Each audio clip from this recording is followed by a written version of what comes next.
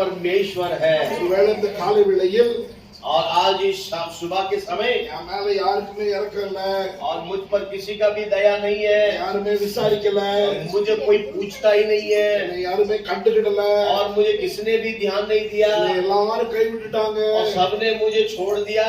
பணம் இருக்கும்போது எல்லாரும் இருந்தாங்க, ऐसा होता तो सभी लोग आ जाते हैं, ஆனா இப்ப என்கிட்ட ஒண்ணு இல்லைன்ன உடனே எல்லாம் விட்டுட்டாங்க. जब कुछ भी नहीं है सभी ने मुझे त्याग दिया। உலகம் ரொம்ப வேதனைப்படுத்துது, और ये संसार मुझे बहुत ही दुख देता है। கவலையோட இருப்பீங்கன்னா यदि आप इसी तरह चिंतित रहते हैं, மேல ரொம்ப இரக்கம் உள்ள ஒரு கர்த்தர் இருக்கிறார். और आज मैं बताना चाहता हूँ आप पर दया करने वाला एक परमेश्वर है, அதனாலதான் அவர் உங்களை இங்கே அழைத்து வந்திருக்கிறார். और इसीलिए वो परमेश्वर आपको आज तक संभाल कर रखा है, அதனாலதான் இந்த வார்த்தைகளை நீங்க கேட்கும்படியாக செய்கிறார். और उसी ने आपको यहाँ ले आया, ये वचन सुनने के लिए मौका दिया है। இன்னும் ஒரு விஷயம் சொல்லுகிறார், और फिर एक बार वो आपसे कहता है, அவரே மனமுறை பட்டதுருகிற கர்த்தர். मैं तुम पर दया करने वाला परमेश्वर हूँ। அல்லேலூயா. யார் மேல ஆண்டவர் மனதுருகிறார்? और किससे वो दया करता है? எல்லார் மேலயும் மனதுருகிறார். सब पर वो दया करने वाला है। சரி, அவர் மனதுருகிறதுனால என்ன ஆகிறது? और उसे दया करने से क्या होगा? பாருங்க, நம்ம வாழ்க்கையில हमारे जीवन को जरा देखिए, நிறைய பேர் நம்மளை பார்த்து பரிதாபப்படுவாங்க. और हम हमारे जीवन को देखकर कई लोग तरस खाते हैं। ஐயோ அவங்க பாவம் அப்படின்னு சொல்லுவாங்க, ओ बेचारा आप देखो कैसा है, ஆனா அவ்வளவுதான் சொல்லுவாங்க. और इतना ही बोलते हैं, அவங்களால வேற ஒண்ணும் பண்ண முடியாது. और उससे बढ़कर वो कुछ नहीं कर सकते हैं। சில நேரம் உதவி செய்யணும்னு நினைப்பாங்க, और कई बार मदद करने की सोचते तो है, ஆனாலும் உதவி செய்ய முடியாத சூழ்நிலை. मगर उनकी हालात ऐसी है वो मदद भी नहीं कर पाते। ஆனால் ஆண்டவர் நம்ம மேல மனதுருகினால் और यदि परमेश्वर हम पर दया करता है, அவர் என்ன செய்கிறார்? और वो क्या करता है, அதற்கு நாம என்ன செய்யணும்? और उसके लिए हमें क्या करना है, ஒரு சில காரியங்களை உங்களுக்கு சொல்லுகிறேன். और उसी के बारे में कुछ बातें आपको बांटना चाहूंगा। முதலாவது லூக்கா எழுதின சுவிசேஷம் और पहली बात तो लूका की पुस्तक 7ஆம் அதிகாரத்துல लूका और उसका 7 अध्याय 12ஆம் வசனம் 13ஆம் வசனம். और 12 और 13 वचन को पढ़ेंगे। வசனம் வாசிக்க வேண்டாம், குறிச்சிருக்கிறது சொல்றேன். और आप लिखे रखिए, और अभी पढ़ने के लिए शायद अभी नहीं पढ़ पाएंगे, मगर लिखे रख लो। உங்களுக்கு கதை மாதிரி சொல்றேன், நீங்க கேளுங்க. और इसे मैं एक अच्छी घटना के तौर पर या कहानी के तौर पर मैं बताता हूँ, आप इसे जरा लिख के रखें, सुनिए। எழுதுறவங்க மட்டும் குறிச்சு வச்சுக்கோங்க. जो लिख सकते हैं वो लिख के रख ले, घर में आप जाके पढ़ सकते हैं। லூக்கா 7ஆம் அதிகாரம் 12ஆம் வசனம் 13ஆம் வசனம். और लूक का 7 अध्याय और 12 और 11 और 12, இந்த வசனங்களை பார்க்கும்போது और इन वचन को जब हम देखते हैं, ஒரு விதவையான தாய், और एक विधवा माता, அவங்களுக்கு ஒரே ஒரு வாலிப மகன், और उनका एक ही बेटा था, அந்த வாலிப மகனும் மரித்து போனான். और वो जवान जो लड़का था वो भी गुजर गया। அந்த வாலிப மகன் மரித்து போனவன जब वो मर गया था, அடக்கம் பண்ணுகிறதுக்கு और उसे संस्कार करने के लिए ஒரு பெரிய கூட்டமே வருது. और वो एक बड़ा भीड़ उनके पीछे चल रहे, ஒரு பெரிய கூட்டமே அந்த வாலிப பையனை சுமந்துக்கிட்டு வராங்க. और एक भीड़ के लोग उसके लाश को लेकर जा रहे हैं। இந்த அம்மா அழுதுகிட்டே வராங்க. और ये माता भी रो रो के उसके पीछे पीछे जा रही है। இந்த அம்மா ஏன் அழுறாங்கன்னா, और ये बेटी क्यों रो रही है, அவங்க வேதனை என்னன்னா, उसका दर्द क्या है? என் வாழ்க்கையில ஒரே ஒரு நம்பிக்கை தான் இருந்தது.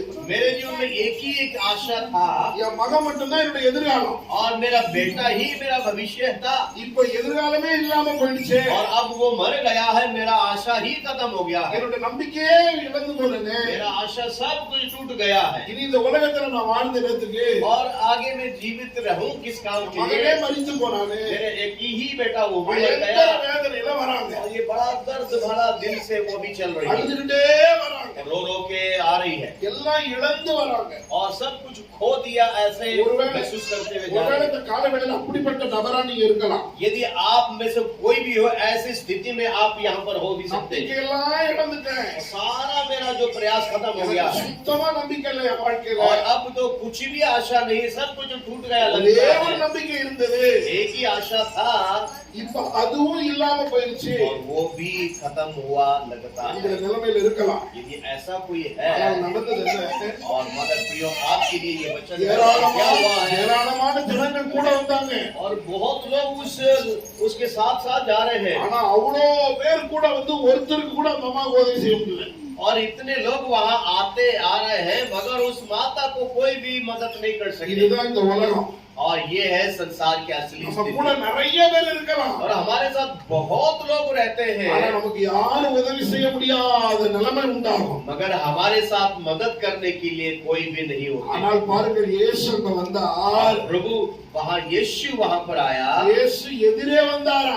और यीशु उनके सामने आया அந்த अम्मा இந்த பக்கம் வரும்போது और वो माता इधर से आ रही है இயேசு எதிரே வந்தா, और यीशु उसके सामने आया அவங்கள நிறுத்தினா, और उनको रोका அந்த பாடையை கீழே இறக்க சொன்னா, और उस आरती को रोकने के लिए कहा அந்த அம்மா கண்ணீரை துடைத்தார். और उसके आंसुओं को पहुंचा அந்த மரித்து போன வாலிபனை உயிரோடு எழுப்பினார். और जो मरा हुआ जो लाश जो उस आरती में है उसको जिंदा कर दिया है। வசனம் சொல்லுகிறது, और वचन बताता है அவர் மேல அந்த அம்மா மேல மனதுருகியதை செய்தாரா?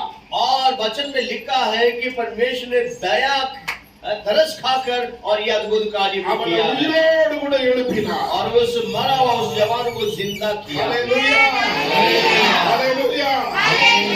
அம்மா கண்ணீரை இயேசு துடைத்தார். और उस माँ की आंसुओं को प्रभु यीशु ने पहुंचाया அந்த அம்மா ஆறுதல் அடைந்தாங்க. और उस माता को बड़ी அந்த அம்மா तसल्ली मिली தேற்றப்பட்டாங்க.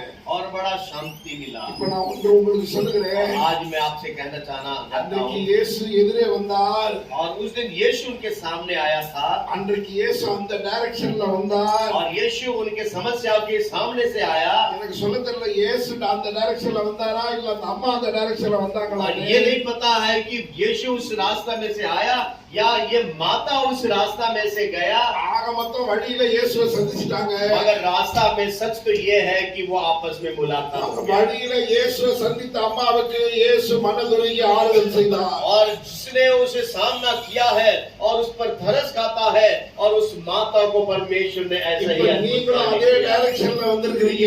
और आप भी यीशु के सामने आप இங்க நீங்க आए। வந்தது எங்களை பார்க்க வரல, இயேசுவை சந்திக்க வந்திருக்கிறீங்க. और मैं आपको कहना चाहता हूँ आप हमसे मिलने नहीं बल्कि यीशु से मिलने के लिए आप यहाँ पर आए हैं। இங்க இயேசு இருக்கிறார். और यहाँ यीशु यहाँ पर है இங்க இருக்கிற இயேசு உங்களுக்கு ஒரு அற்புதம் செய்ய வல்லவர். और जो यीशु हमारे बीच में है वो आपके लिए अद्भुत कार्य कर सकता है உங்களை தேற்ற வல்லமை உள்ளவர். और आपको शांति देने की शक्ति रखता है। யாரும் உங்களை தேற்ற முடியாமல் போகலாம், और कोई भी संसार के आपको तसल्ली शांति नहीं भी देते ஆனால் हो, இயேசு உங்களை தேற்றுவார். मगर यीशु आपको शांति दे सकता है। அல்லேலூயா. ஒரு காரியத்தை மறந்துடாதீங்க, एक बात को ना भूले எப்பவும் இந்த இடத்திலேயே இருங்க. और हमेशा इस जगह में बने இயேசு रहें। இருக்கிற இடத்துல நாம இருப்போமேயானால் यीशु जहाँ है वहाँ आप बने रहोगे நம்முடைய வாழ்க்கையில நிச்சயமான ஆறுதலும் தேற்றுதலும் கிடைக்கும். और निश्चय ही हमारे जीवन में शांति होगी, तसल्ली होगी और हिम्मत होगी। மனுஷர் இருக்கிற இடத்துல போனோம்னா और जहाँ लोग हैं, जहाँ इंसान है, वहाँ पर जाओगे நமக்கு ஆறுதலே கிடைக்காது. और हमें शांति नहीं होगा। 2010 டிசம்பர் மாதம் எங்க அப்பா கத்தோலிக்க ராஜ்யத்துக்கு போனாங்க. और इनका पिताजी जो है 2010 में और वो प्रभु में सो गए எங்க அப்பா திடீர்னு இழந்துட்டோம். और इनके कह रहे हैं अपने पिता को हम अचानक खो दिया எங்களுக்கெல்லாம் என்ன செய்யறதுன்னே தெரியாது. और हमें ये नहीं पता था हम क्या करें। எங்களுக்கெல்லாம் ஒரே பயம், ஒரே வேதனை, பெரிய குழப்பங்கள். और हम एक बड़े डरे हुए थे और कंफ्यूजन में थे, क्या करें क्या ना करें कुछ समझ में नहीं आया। छोटे छोटे बच्चे थे சர்ச்சு பெரிய சர்ச்சு, और कलीसिया तो बहुत बड़ी कलीसिया है ஏராளமான ஜனங்கள் இருக்காங்க. और बहुत लोग उसमें आते हैं எங்களுக்கெல்லாம் அடுத்தது என்ன செய்ய போறோம்னு தெரியல. और उन लोगों के साथ उस कलीसिया में हम क्या करेंगे कैसे चलेंगे हमें नहीं पता। நிறைய பெரிய பெரிய ஊழியக்காரங்களாம் வந்தாங்க. और बड़े बड़े सेवक लोग उसके उसमें आए யாராவது ஒருத்தர் और उनमें से एक जन தம்பி கவலைப்படாதீங்க, और भाई आप चिंता ना करो தம்பி தொடர்ந்து ஊழியம் செய்யுங்க, और बेटा आप सेवा करो கர்த்தர் உங்க கூட இருப்பாரு, और आप सेवा करो, प्रभु आपका साथ देगा, நாங்களும் உங்க கூட நிக்கிறோம், हम भी आपके साथ रहेंगे ஒண்ணும் பயப்படாதீங்க और चिंता ना करना। அப்படின்னு சொல்லுவாங்கன்னு பார்த்தேன். और ऐसा कोई कहेगा मैंने उम्मीद रखा था, ஆனா வந்ததுல ஒருத்தர் கூட அந்த வார்த்தையை சொல்லவே இல்லை. मगर कोई किसी ने भी मेरे साथ ऐसे कोई बर्ताव नहीं किया, யாருமே சொல்லல. किसी ने भी नहीं कहा। எல்லாரும் வேதனைப்படுத்துற மாதிரி பண்ணிட்டு போயிட்டாங்க. और उनको भी ये दुख था, ये बड़ा दर्द था और वो भी अपने दर्द को व्यतीत करके चले गए। 2011 வருஷம் और 2011 में ஜனவரி மாதம் जनवरी के महीने में 11ஆம் தேதி 11 तारीख को எங்க அப்பாவோட பிரேயர் மீட்டிங் நடந்துச்சு. और वहाँ उनके मेमोरियल प्रार्थना सभा हुआ நான் அப்ப ரொம்ப எதிர்பார்த்துக்கிட்டே இருந்தேன். और उस वक्त भी मैं बड़ी आशा के साथ था அப்பவாவது வருகிற யாராவது ஒரு ஊழியக்காரங்க ஆறுதல் சொல்லுவாங்க. और मैंने ये भी सोचा है कि शायद इनमें से कोई आएंगे और वो मेरे तसल्ली देंगे, मुझे शांति देंगे। அன்னைக்கு கூட யாருமே சொல்லல. और उस दिन भी किसी ने भी नहीं बोला என்ன நடக்குமோ தெரியல. और मेरे को नहीं पता क्या होने वाला है। இன்னைக்கு பிரஸ்பிட்டர் பாஸ்டர் தலசில் இங்க இருக்காங்க. और ये हमारे प्रेस्बिटर है पास्टर धनशीलन यहाँ पर है இவங்க அந்த நாட்கள் எல்லாம் இங்க கூட நின்னாங்க. और ये लोग हमारे साथ खड़े हुए थे அப்போ அவங்க சொல்லுவாங்க, और वो कहते थे தம்பி உங்களை இங்க இருந்தெல்லாம் யாரும் எடுக்க முடியாது சொல்லுவாங்க. और वो ये कहते थे कि बेटा आपको यहाँ से कोई निकाल नहीं सकते। ஆனா மேல இருக்கிற ஊழியக்காரங்க யாருமே அதை சொல்லவே இல்லை எங்களுக்கு. जो ऊपर जो अधिपति जो अधिकारी है उनमें से किसी ने भी नहीं बोला நீங்க என்ன செய்யணும்னு தெரியல. और हमें नहीं पता क्या करना है। அன்னைக்கு அந்த பிரேயர் மீட்டிங் வரும்போது எல்லா மாஸ்டர் டீமும் எல்லாம் நிக்கிறேன். और मैं जो जब प्रार्थना के जो लोग आए सभी पासवानों के पास में जाकर मिल रहा யாராவது हूँ। ஒருத்தராவது அந்த வார்த்தையை சொல்லுவாங்க.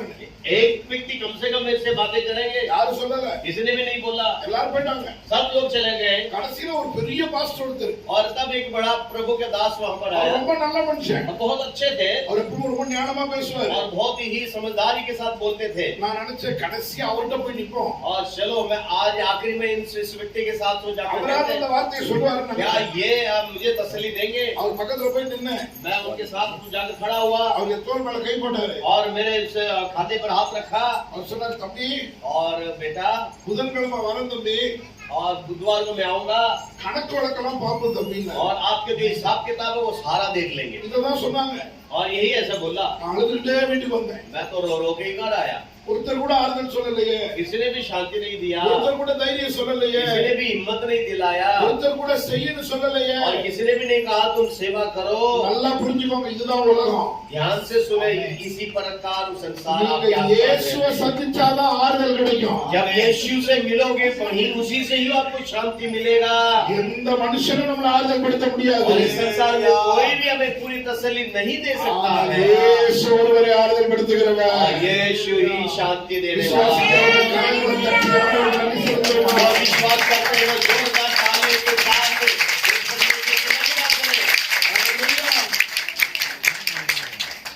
இரண்டாவது दूसरी बात லூக்கா 10ஆம் அதிகாரம் 33 34 और लूका 10 अध्याय 33 34 और 33 और 34 33 34 33 और 34 இந்த வேத பகுதியில और यहाँ पर ஒரு மனுஷன் எருசலேம்ல இருந்து எரிகோவுக்கு நேரா போகிறான்.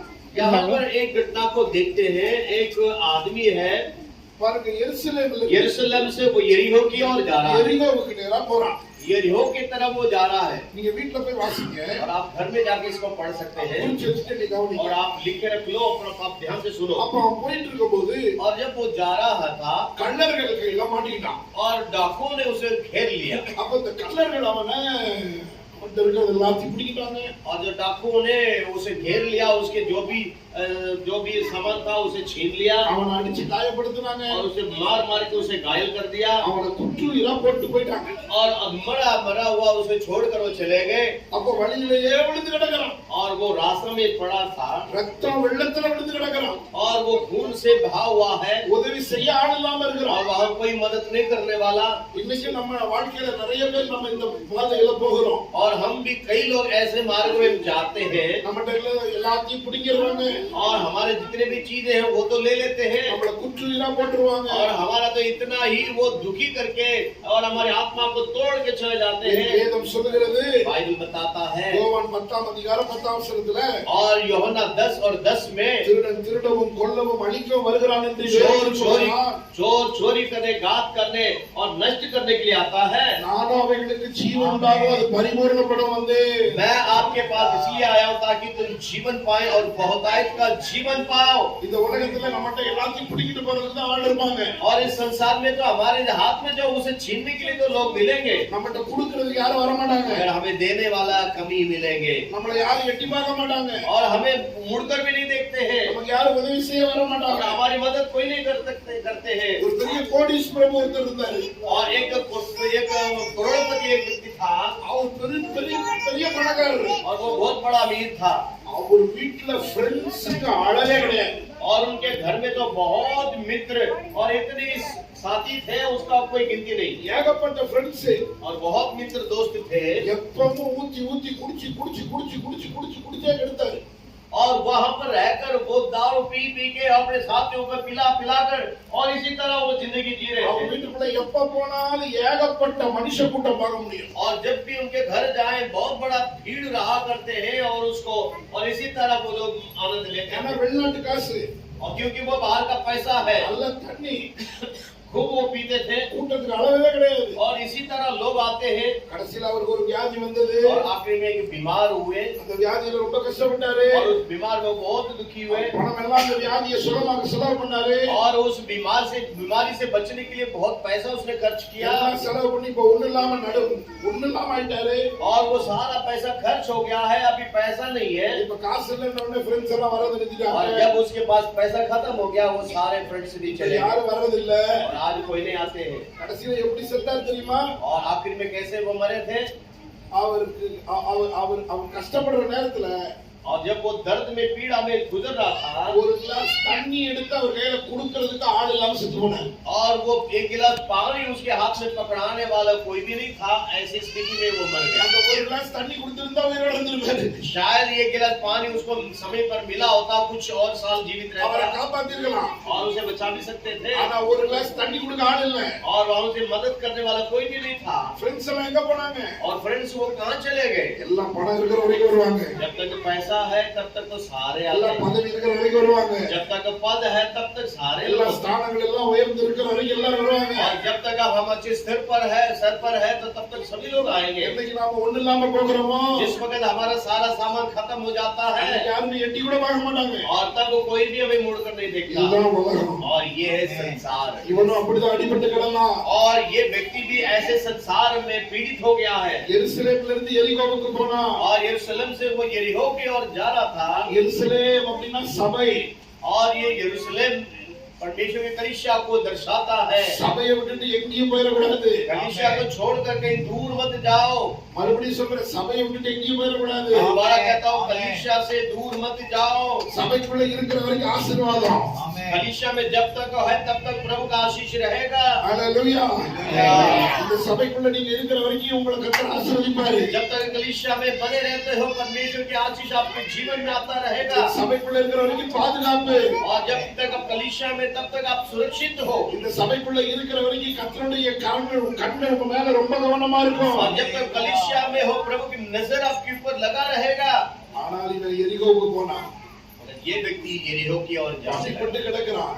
और अब घायल होकर पड़ा है। அந்த பக்கமா ஒரு ஆசாரியன் போனான். और उस वक्त कोई याजक उस तरह से गुजरता அவனை है கண்டுகிடவே இல்லை. और उसे देखकर वो घूम के ஆனா चला இப்போ गया। இப்போ ஒரு சமாரியன் வந்தான். और उसके बाद एक समारी आदमी उधर से आता है நல்ல சமாரியன். और वो अच्छा एक आदमी था। இந்த சமாரியன் என்ன செய்தானா? और वो एक समारिया का रहने वाला व्यक्ति क्या किया காயங்களுக்கெல்லாம் மருந்து போட்டு और उसे देखा, तरस खाया, उसके गांव पर मरहमपट्टी எல்லாம் बांधा ஃபர்ஸ்ட் எய்டும் செய்து और उसकी सेवा किया அவன் வாகனத்து மேல அவனை ஏற்றி और अपने ही वाहन में उसे लेकर गया அவனை கொண்டு போய் ஒரு ஆஸ்பத்திரியில சேர்த்து और वह सराय पर उसको जाकर पहुंचाया அவனுடைய ட்ரீட்மெண்ட்டுக்கெல்லாம் பணம் கொடுத்து और उसके सारे इलाज के लिए जो भी जरूरत है वो भी देख कर गया அவனை பராமரித்து और उसको देखभाल करने के लिए कहा நான் ரொம்ப தூரம் போறேன், நான் போயிட்டு வரும்போது மிச்ச காசை கொடுக்குறேன்னு சொல்லி और उसको ये भी कह कर गया इसकी इलाज करो, जो रह गया हो वो वापसी में मैं आपको दे दूंगा कहते गया ரொம்ப கவனமாய் பராமரித்தான். और बड़े ध्यान से उसकी सेवा की। நம்முடைய ஆண்டவர் இயேசு நம்மை பராமரிக்கிற தேவனாய் और இருக்கிறார். हमारा प्रभु यीशु इससे भी अच्छा हम पर देख रहे விசுவாசிக்கிறவங்க हैं। எல்லாரும் ஒரு அல்லேலூயா சொல்லுமா? और इस बात में विश्वास करने वाले जोर से हालेलुया बोले। அவர் உங்களை பராமரிப்பார். और वो आपको देखभाल करेगा எருசலேமிலே இருங்க.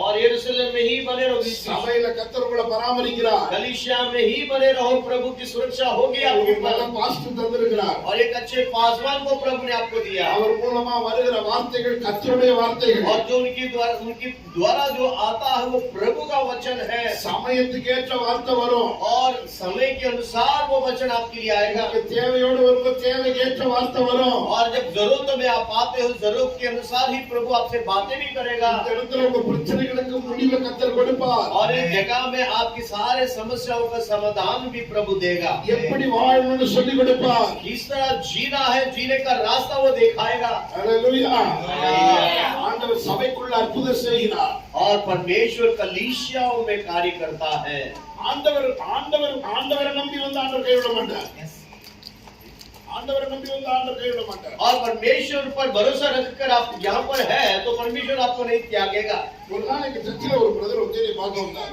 और एक दिन मेरे कलीसिया में एक व्यक्ति आया था वो मुझे देखने के लिए ஆராதனை முடிஞ்ச பிறகு வந்தார் और आराधना की सभा तो खत्म हो गया था அவர் வந்து என்னை பார்த்து சொன்னார் நான் கடலூர்ல இருந்து வரேன்னு சொன்னார் और वो कहने लगा फादर साहब मैं तो कडलूर से एक जगह है वहां से मैं चले आ रहा हूँ கடலூர் ரொம்ப தூரமான இடம் और पांडिचेरी से कडलूर एक जगह बहुत दूर है 28 கிலோமீட்டர் और शायद 25 किलोमीटर की दूर से அப்ப அவர் சொன்னாரு और उन्होंने कहा நான் ஊழியம் செய்ய போறேன் அப்படின்னு சொன்னார் और वो कहने लगा कि मैं सेवा करने के लिए जा रहा हूँ நான் சொன்னேன் செய்யுங்க அப்படின்னு मैंने कहा बड़ी अच्छी बात है இல்ல இல்ல நான் முழு நேரமா வந்து ஊழியம் செய்ய போறேன் और वो ये भी कहने लगे नहीं नहीं नहीं पूरी तरह पूरी फुल टाइम में सेवा करूंगा நான் அப்ப கேட்டேன் ஏன் அப்படின்னு इसका मतलब क्या है क्यों है ऐसे நிறைய கடன் இருக்குது और वो बोलने लगा कि मेरे को बहुत ही कर्जा का दबाव है ஆண்டவர் ஊழியம் செஞ்சா அதெல்லாம் அடைச்சிடலாம் அப்படின்னு और मैंने सोचा है यदि सेवा करूंगा तो ये कर्जा उतर जाएगा நான் சொன்னேன் நீ எல்லாத்தையும் அடைச்சிட்டு தான் ஊழியம் செய்ய வரணும்னு சொன்னேன் मैंने उनको कहा तुम्हारा सारा कर्जा उतारने के बाद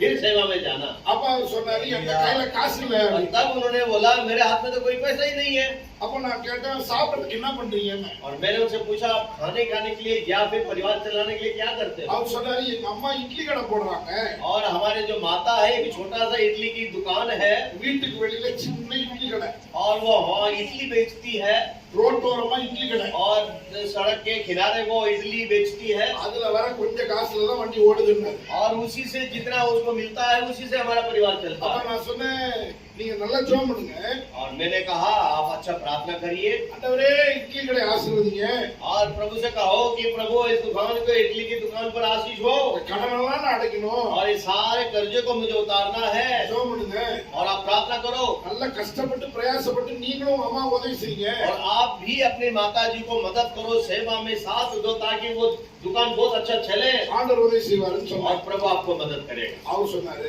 और उन्होंने कहा பாஸ்டர் என் கடன் லட்சக்கணக்கில் இருக்குது और वो कहने लगा पाल साहब मेरे उधार का जो पैसा है लाखों में है कर्जा की पैसा இட்லி கடையில 5 ரூபாய்க்கு 10 ரூபாய்க்கு இட்லி வித்துட்டு இருக்கிறோம் और हमारे जो इडली की दुकान में 10 रुपए 20 रुपए में जो इडली बेचते हैं நான் என்ன இட்லி வித்து எனக்கு என் கடன் அடைக்குது और कितना हम इडली बेचेंगे और कब तक ही मेरा इतना लाखों में पैसा कर्ज उतरेगा நான் சொன்னா ஆண்டவர் அற்புதம் செய்வாரு और मैंने कहा प्रभु अद्भुत कार्य करेगा विश्वास तो करो ஆனா நடந்தது என்ன தெரியுமா क्या हुआ है 6 மாசம் கழிச்சு திரும்ப வந்தாரு और 6 महीने के बाद वो फिर आया திரும்ப வரும்போது கார்ல வந்தாரு और जब 6 महीने के बाद आया वो कार में आया பாஸ்டர் கடன் எல்லாம் அடைச்சிட்டேன் और वो कहने लगा पास से मेरे सारे कर्जा उतार दिया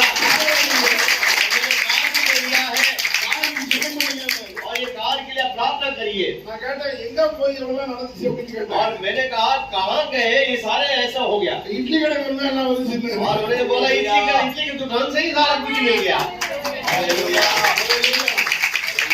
ஆண்டவர் நீங்க ஆசீர்வதித்து வச்சிருக்கிறாரு और देखो परमेश्वर ने कैसा उसकी आशीष दिया சபைக்குள்ள எல்லா ஆசீர்வாதமும் இருக்குது कलीसिया में रहो वहीं पर तुम्हारा सारा आशीष लिखा हुआ है சபையில இருந்தீங்கன்னா कलीसिया में बने रहोगे சின்ன சின்ன காரியத்தை கூட கர்த்தர் ஆசீர்வதிப்பாரு छोटे छोटे बातों को भी प्रभु आशीष देगा காரணம் நம்ம மேல மனதுருகுகிற கர்த்தர் அவர் क्योंकि वो हम पर दया करने वाला परमेश्वर है உங்களை மனதுருகி தேற்றுவார் और आप पर तरस खाकर आपको शांति देगा உங்களை மனதுருகி பராமரிப்பார் और आप पर दया करके आपकी देखभाल करेगा மூன்றாவது பாருங்க ஒரு வசனம் சொல்றேன் और तीसरा एक और वचन है மத்தேயு 14:14ல और जो मत्ती 14:14 में மனதுருகி வந்தவங்க எல்லாரையும் சுகமாக்குனாரு और जो भी आए और उन पर दया करके उन सबों की बीमारियों से चंगा किया இயேசுவினிடத்துல வருகிற யாரா இருந்தாலும் அவரை சுகமாக்குவார் और जो भी यीशु के पास आते हैं बीमार प्रभु यीशु से चंगा करता है மனதுருகி சுகமாக்குகிற கர்த்தர் दया करके तरस खाकर लोगों पर चंगा करता है ஹalleluya हालेलुया ஹalleluya இயேசு தேடி வந்தாங்க और लोग यीशु को ढूंढते हुए वहां पर आए। பாருங்க, முதல்ல இருந்து ஒரே காரியம் சொல்லிட்டே இருக்கிறேன். और शुरू से मैं यही बात कहते आ रहा हूँ। முதல்ல அந்த தாய் இயேசுவுக்கு நேரா வந்தாங்க. और वो माता जो है पहली बात यीशु के सामने आई। இரண்டாவது, அவன் எருசலேமிலே இருந்திருந்தா அவனுக்கு அடிபட்டிருக்க மாட்டான். दूसरे व्यक्ति है जो आदमी यदि वो यरूशलेम में रहा होता तो ये उसके साथ आपत्ति नहीं आती। மூணாவது, இயேசுவை தேடி வந்த ஒரு கூட்டம். और तीसरा है यीशु को ढूंढते हुए एक भीड़ आ रही है। விசுவாசத்தோட வரணும். विश्वास के साथ आते हैं இயேசு அற்புதம் செய்வார். और यीशु अद्भुत कार्य करता है। இயேசுவால செய்ய முடியாத அற்புதம் எதுவுமே இல்லை. और यीशु से ऐसा कोई कार्य नहीं जो वो नहीं कर सकता हो। இந்த சர்ச்சுக்குள்ள அற்புதம் செய்யறது பாஸ்டர் இல்ல. और इस कलीसिया में अद्भुत कार्य करने वाला पासवान नहीं है। இந்த சர்ச்சுக்குள்ள அற்புதம் செய்யறது இயேசு. और इस कलीसिया में आशीष देने वाला प्रभु यीशु है। நம்மள கைய வைக்கிறவங்களே சொல்றோம். कितने लोग आप विश्वास करते हैं? अपने हाथ उठाकर हालेलुया बोलिए। Hallelujah, hallelujah. சர்ச்சில் ஒரு அம்மா, और कलीसिया में एक माता ஒரு சனிக்கிழமை, एक शनिवार மத்தியான நேரம் दोपहर के समय வந்திருக்காங்க. आ गई வெள்ளிக்கிழமை காலைல உபவாசத்துக்கு வந்தாங்க. और शुक्रवार की सुबह वो उपवास की प्रार्थना में आई थी। இந்த இடுப்புல ஒரு பெரிய கட்டி, और इस कमर में एक बहुत बड़ा रसोली, பெரிய கட்டி, बहुत बड़ा रसोली था। டாக்டருக்கு சந்தேகப்படுறாங்க. और डॉक्टर लोग संदेह करते हैं கேன்சரா இருக்குமோன்னு. शायद ये कैंसर हो। அப்ப டாக்டர் சொல்லிருக்காங்க, डॉक्टर ने कहा இந்த கட்டி ஆபரேஷன் பண்ணி எடுக்கணும். और इस रसोली को ऑपरेशन करके निकालना होगा திங்கட்கிழமை பண்ணணும். और सोमवार को करना है। அதுக்கு அப்படின்னு சொல்லி அனுப்பிடுறாங்க. और डॉक्टर ने कहा सोमवार को करें करके इसको भेज दिया। வெள்ளிக்கிழமை காலைல உபவாசம் ஜெபம். और शुक्रवार की सुबह वो उपवास की प्रार्थना में आ गई। அந்த அம்மா உட்கார்ந்து இருந்தாங்க. और वहां पे बैठी हुई थी। இயேசு அற்புதம் செய்யறாருன்னு கேட்டாங்க. और यीशु अद्भुत कार्य करेगा उन्होंने सुना। அதுக்கு முன்னால அவங்க சர்ச்சுக்கே வந்தது இல்ல. इससे पहले वो कभी चर्च में नहीं आए। சர்ச்சுக்கு முதல் தடவை வந்திருக்காங்க. और पहली बार वो चर्च में आई है। சனிக்கிழமை शनिवार को மத்தியானம் दोपहर को சர்ச்சுக்கு தனியா வந்து உட்கார்ந்து, और वो अकेली ही चर्च में आकर बैठ गए। பாஸ்டர்லாம் யாரும் இல்ல. पास्टर भी वहाँ कोई नहीं। இயேசுவே, और यीशु நீங்க அற்புதம் செய்யற தெய்வம்னு கேள்விப்பட்டனே. आप अद्भुत करने वाला मैंने सुना था। எனக்கு ஒரு அற்புதம் செஞ்சிருங்க. मेरे लिए एक अद्भुत कार्य करे। ஐயோ, எனக்கு கேன்சர் ஆக கூடாது. और ये रसोली कहीं कैंसर ना बन जाए। எனக்கு ஒரு விடுதலையை தாங்க. प्रभु मुझे एक आजादी दे। அப்படின்னு ஜெபம் பண்ணாங்க. और ऐसे उसने प्रार्थना किया। என்ன நடந்துச்சு தெரியுமா? क्या हुआ आपको पता है? சனிக்கிழமை சாயங்காலம் और शनिवार को दोपहर को शाम को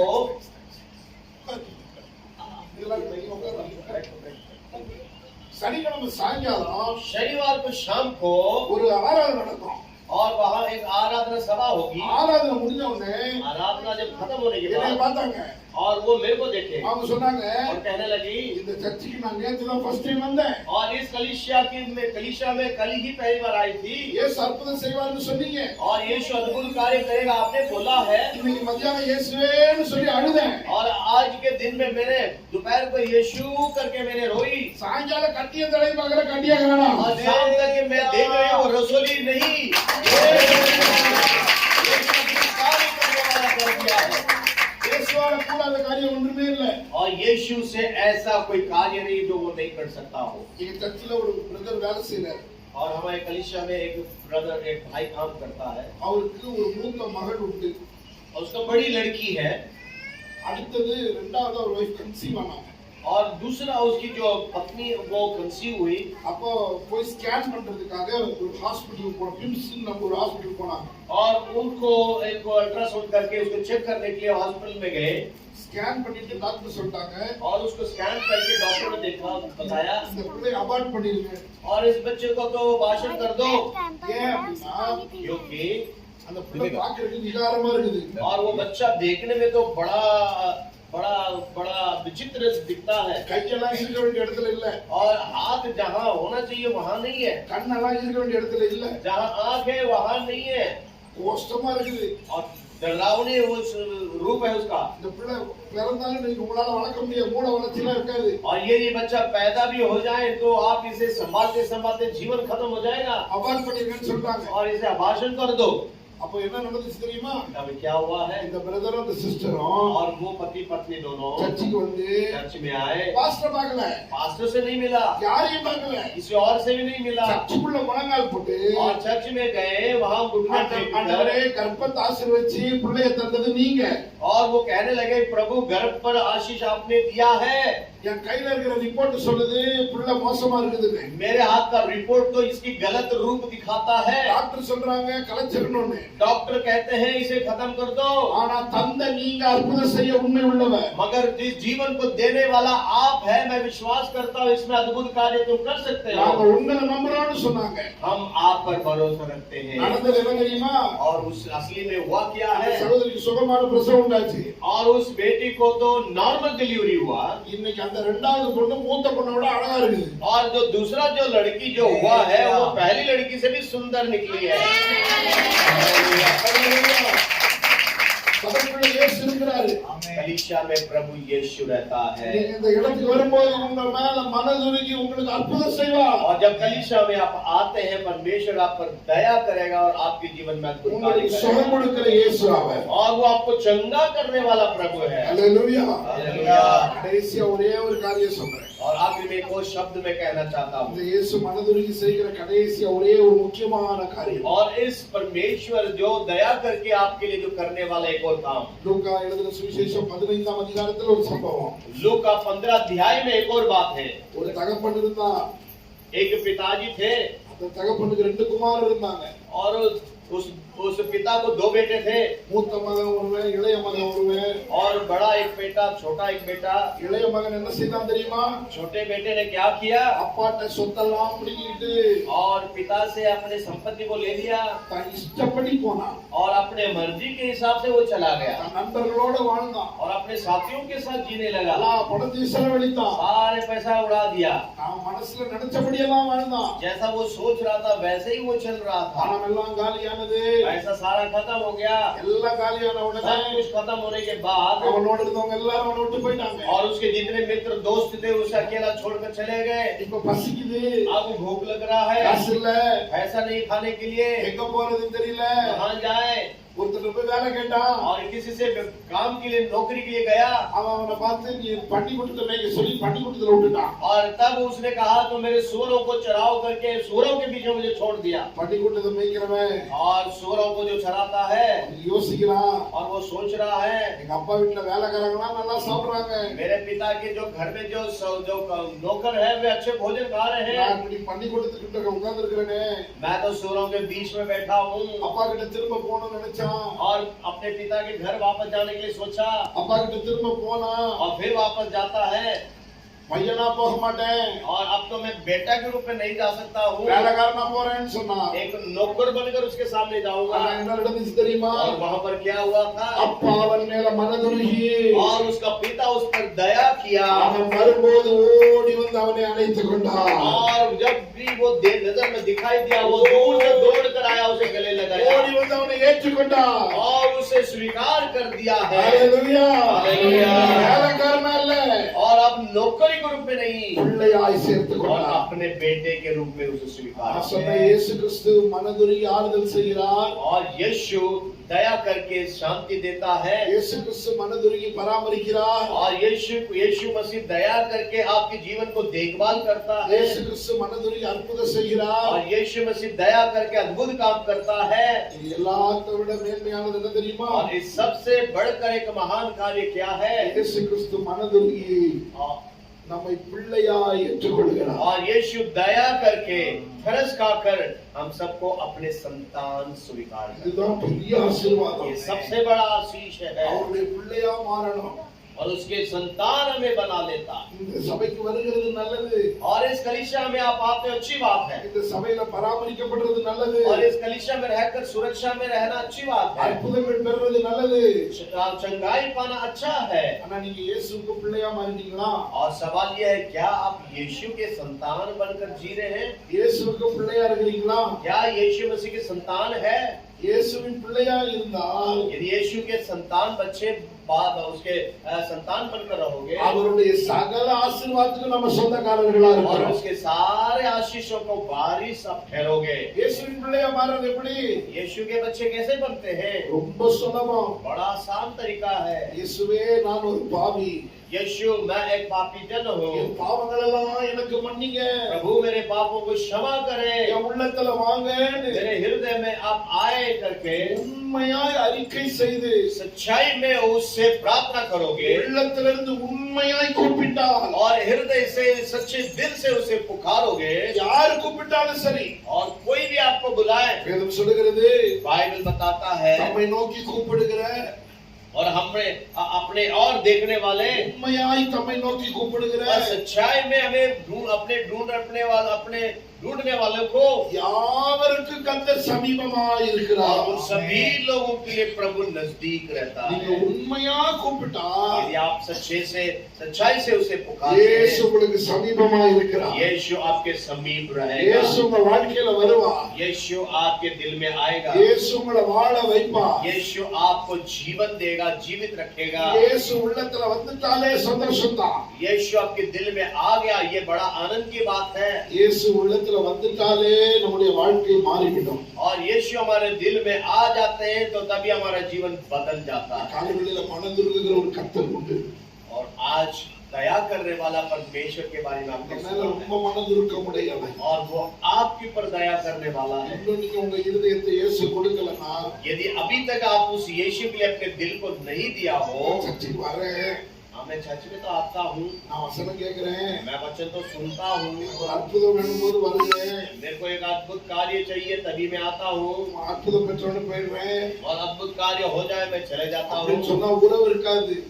और यदि ऐसा आप रहने वाले हैं तो प्रभु के साथ आपका संबंध नहीं रहेगा। ஆனால் உண்மையாய் और सच्चाई में இயேசுவை கூப்பிட்டார், यीशु को पुकारोगे அவரோடு ஒரு தனிப்பட்ட உறவு ஏற்படும். और उसके साथ एक घनिष्ठ रिश्ता बढ़ेगा, அவரோடு தனிப்பட்ட உறவு ஏற்படும் போது और उसके साथ एक रिश्ता कायम होगा, நம்முடைய வாழ்விலே எல்லாவற்றிலும் அவர் கூட இருப்பார். हमारे जीवन के हर बातों में वो हमारे साथ நான் உன்னை है। விட்டு விலகுவதும் இல்லை, உன்னை கைவிடுவதும் இல்லை என்று சொல்லி இருக்கிறார். मैं तुम्हें कभी ना छोड़ूंगा, कभी ना त्यागूंगा, उसने कहा। உலகத்தின் முடிவு பரியந்த சகல நாட்களிலும் நான் உங்களோடே கூட இருக்கிறேன் என்று சொல்லி இருக்கிறார். और इस पृथ्वी के अंत तक सभी बातों के लिए और सभी दिनों में मैं आपके साथ रहूंगा, उन्होंने बोला है। இந்த இயேசு உங்களோடு கூட இருப்பார். और यही यीशु आपके साथ रहेगा। எத்தனை பேர் அதை விரும்புறீங்க? कितने लोग ऐसा चाहते हैं कि यीशु मेरे साथ हो? இருக்கிற இடங்கள்ல எல்லாம் கண்களை மூடுவோமா? और अब हम सभी अपने जहाँ पर आप बैठे हैं वहीं पर अपने आंखें बंद करें, கரங்களை உயர்த்துவோமா? और सभी लोग अपने आंखें बंद करें, अपने हाथों को ऊपर उठाएं। இயேசுவை நோக்கி பார்க்க போகிறோம். यीशु की ओर अब देखने पर है, இந்த இயேசு உங்களுக்கு உதவி செய்ய போதுமானவர். और ये यीशु आपकी मदद के लिए काफी है। மனிதர்கள் மறந்து போகலாம், और इंसान आपको भूल जा सकते हैं, சொன்னவர்கள் எல்லாம் மறந்து போகலாம், जिन्होंने वायदा किया है वे आपको भूल भी सकते हैं, கூட இருக்கிறவர்கள் எல்லாம் விட்டு விலகி போகலாம், और वो आपके साथ रहने वाले आपसे दूर चले जा सकते हैं, எல்லாரும் மாறி போகலாம். सभी लोग बदल सकते हैं, ஆனால் இயேசு மாறாதவர், मगर प्रभु यीशु कभी नहीं बदलता இயேசு है। மாறாதவர். यीशु कभी नहीं बदलता நான் है। இன்னும் இயேசுவை என் வாழ்க்கையில சொந்த ரட்சகராய் ஏற்றுக்கொள்ளல. और अब तक मैंने उस यीशु को अपना प्रभु मन में स्वीकार नहीं किया हूँ, எனக்கு இந்த இயேசு வேணும், और ये प्रभु यीशु मुझे चाहिए। அவருடைய பிள்ளையா நான் மாற விரும்புறேன். मैं उसके संतान और बेटे और बेटी बनना चाहता என் हूँ, உள்ளத்துல இயேசு வரணும். मेरे दिल में यीशु आ जाए। அப்படி விரும்புறவங்க மட்டும் எழும்பி நிற்க. और यदि ऐसा कोई कहने वाले और वो अपने स्थान में, सिर्फ उस ऐसे लोग अपने स्थान में खड़े हो जाएं। விசுவாசிகள் அல்ல, और जो विश्वास करने वाले कलीसिया की विश्वास எனக்கு இந்த இயேசு என் உள்ளத்துல வரணும்னு உண்மையா விரும்புறேன். और उस यीशु को जो मेरे दिल में आ जाए, दिल से चाहने वाले कोई भी हो, आप खड़े हो जाए। அப்படிப்பட்டவங்க இருந்தா எழும்பி நில்லுங்க. जो मसीह को अभी तक प्रभु को अपने मन में स्वीकार नहीं किया हो, ऐसे लोग खड़े हो। உங்களுக்காக ஜெபிக்க விரும்புகிறேன். हम आपके लिए प्रार्थना करेंगे। எனக்கு இயேசுக்கு இந்த உறவு வேணும். और प्रभु मुझे यीशु आपके साथ मेरा रिश्ता चाहिए। இயேசுவை ஆண்டவராய் சொந்த இரட்சகரா நான் ஏற்றுக்கொள்ள விரும்புறேன். यीशु को मैं अपना उद्धारकर्ता प्रभु के रूप में मैं स्वीकार करना चाहता हूँ। அப்படிப்பட்டவங்க மாத்திரம் எழும்பி நில்லுங்க. और ऐसे लोग, सिर्फ ऐसे ही लोग आप खड़े हो जाएं। எல்லார் கண்களும் மூடி இருக்கட்டும். सभी लोग अपने आंखें बंद रखें।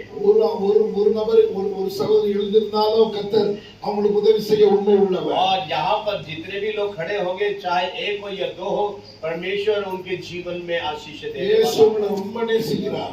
और मैं कहना चाहता हूँ, यीशु आपसे बहुत प्रेम करता है। இயேசு உங்க மேல ரொம்ப அன்புள்ளவரா இருக்கிறார். यीशु आपके जीवन में बहुत ही चिंता रखता है। இதுக்காக தான் இயேசு சிலுவையில ரத்தம் சிந்தி ஜீவனை கொடுத்தார். और आपके लिए ही यीशु क्रूस पर बलिदान हुए हैं। உங்களுக்கு ஒரு அற்புதம் செய்ய அவர் உண்மை உள்ளவர். और आपको एक अद्भुत कार्य करने और वो सामर्थ रखता है। எழுப்பி நிற்கிற நீங்க ஜெபம் பண்ணுங்க. और जो खड़े हैं, आप अपने दिल से प्रार्थना करें। இயேசுவை நோக்கி கூப்பிடுங்க. यीशु को आवाज दे। இயேசு உங்களுக்கு அற்புதம் செய்வார். यीशु आज आपके जीवन में अद्भुत कार्य करेगा। பாஸ்டர் சொல்ற ஜெபத்தை நீங்க அவங்களோட திரும்ப சொல்லுங்க. और एक छोटी सी प्रार्थना जैसे मैं बोलूंगा, मेरे पीछे बोले, मेरे पीछे बताइए, प्रभु यीशु, प्रभु यीशु, मैं विश्वास करता हूँ आप यहाँ पर मौजूद हैं। प्रभु यीशु, मैं आपको अपना प्रभु और अपना मुक्तिदाता स्वीकार करता हूँ। मैं अपने पापों से मन फेरता हूँ और उन पापों के लिए पश्चाताप करता हूँ और आपसे क्षमा मांगता हूँ। प्रभु यीशु, मुझे क्षमा करें, मुझे क्षमा करें। प्रभु यीशु, आप मेरे दिल में आए, मेरे दिल में आए, मेरे मन मंदिर में आप वास करें। मेरे प्रभु के नाम से, मेरे प्रभु के रूप में मेरे मन में वास करें। मैं अपने देह, प्राण, आत्मा, चिंता, बीमारी, तकलीफ, सब कुछ मैं आपके हाथों में देता हूँ। प्रभु यीशु, अपने हाथों में लेकर मुझे बचाएं। अनंत काल का जीवन मुझे दे, अनंत काल की जीवन की बारिश मुझे बना दे। मैं जीवन के आखिरी तक मैं आपके पीछे पीछे चलूंगा। यीशु मेरा प्रभु है, यीशु मेरा मुक्तिदाता। मैं उसी की संतान बनकर जीवन के आखिरी तक उसके पीछे चलता रहूंगा। यीशु मेरा प्रभु है। प्रभु यीशु की जय हो, प्रभु यीशु की जय हो। आमीन।